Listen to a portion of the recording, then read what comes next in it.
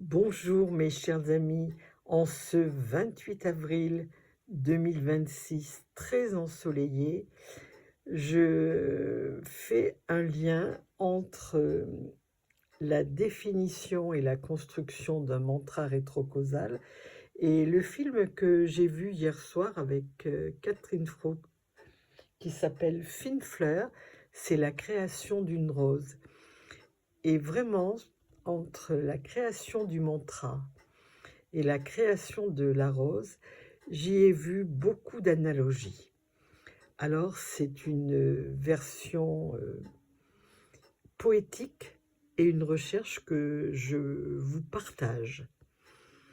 Le mantra, lorsque j'ai fait ma formation en rétrocausalité, j'ai appris un langage qui m'a été fort utile. Mais évidemment, je n'avais pas de mode d'emploi réel pour créer mon intention et certains codes.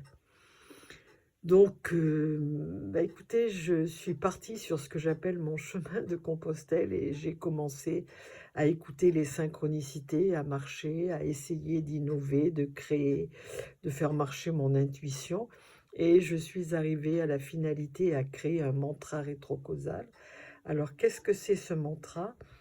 C'est un produit hybride entre la loi de l'attraction, qui est l'intention, et la boucle rétrocausale, le futur qui influence le présent.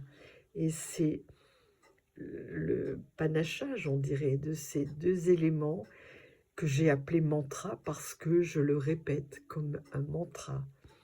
Voilà. Alors le lien avec la rose me paraît extrêmement important.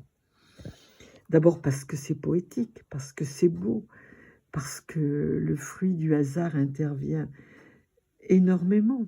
Alors quand on veut créer une rose, comment s'y prend-on?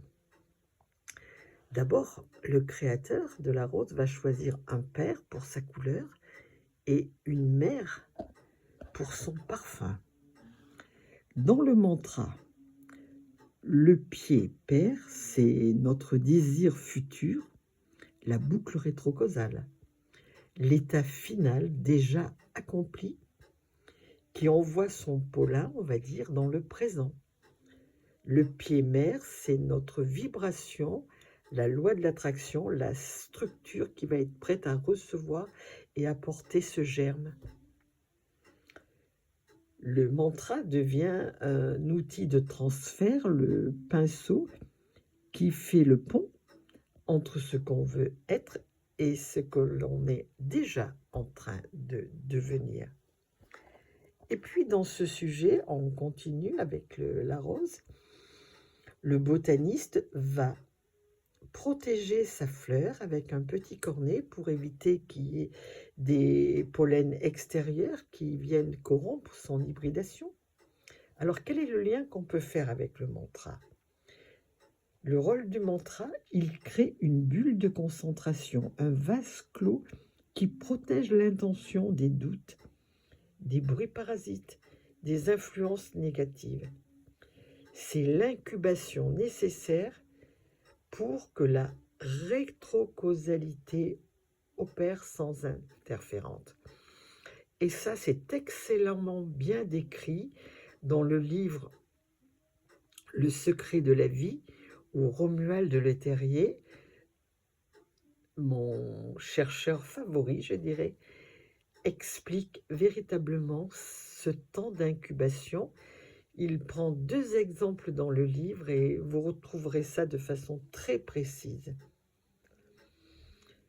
Ensuite, une fois que notre rose est pollinisée, le résultat n'est pas immédiat. Il faut attendre la formation du fruit, c'est très important, et qu'on récolte les graines et ensuite les ressemer. Ici, le futur influence le présent. C'est parce que la rose inédite existe potentiellement dans le futur que l'on fait tous les efforts de pollinisation actuellement. Mais le mantra, lui, agit comme si la rose était déjà épanouie Et c'est cette certitude, la boucle qui nous guide et qui guide notre main, l'attraction pour planter la graine.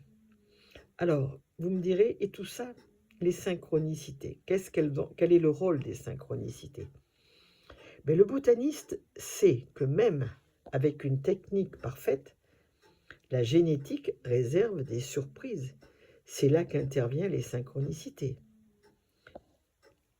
Le mantra rétrocausal ne dicte pas comment la rose doit pousser. Il prépare le terrain.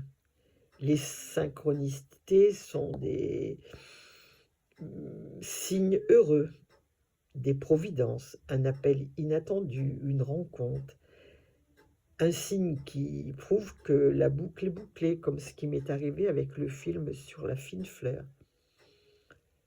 Le hasard n'est pas un accident, mais la réponse du futur qui vient à notre rencontre.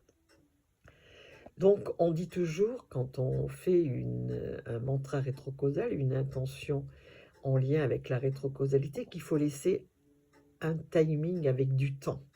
Ce temps est complètement nécessaire. Les choses ne se font pas comme ça. Il y a le temps de la création, le temps de l'incubation, le temps du secret, le temps d'alimenter l'intention et puis la surprise heureuse parfois d'avoir le résultat. Mais vous comprenez bien que tout ça demande beaucoup de temps. Alors, on pourrait dire en conclusion, le mantra rétrocausal que j'ai créé est une pollinisation temporelle. On prélève l'essence d'un succès futur pour l'inséminer dans une réalité présente. Le résultat sera une création unique qui n'aura jamais existé et qui n'aurait jamais existé sans ce mélange de volonté et de lâcher-prise face au destin. Et tout ça, vous vous rendez bien compte que quand on crée une intention, c'est un travail de longue réflexion, de méthode, de savoir-faire, de précision, d'endurance, de patience, de lâcher-prise pour arriver à un résultat. Il n'y a pas de choses standard. Moi, j'ai pu vous donner dans la fabrication du mantra quelques éléments que j'avais compris, que j'ai mis en place, mais ça reste quelque chose de,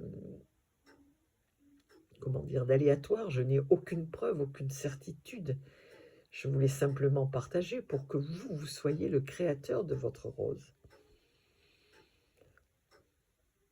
Voilà. On pourrait dire que je trouve que c'est vraiment très beau, le lien entre un mantra rétrocausal, un hybride entre deux concepts, un très connu, la loi de l'attraction, l'autre, la rétrocausalité, ce phénomène de physique quantique totalement innovant, porteur de choses extraordinaires. Et puis aussi la création de la rose. C'est vraiment absolument magnifique. Voilà, je vous le partage. Et soyez le créateur de votre rose.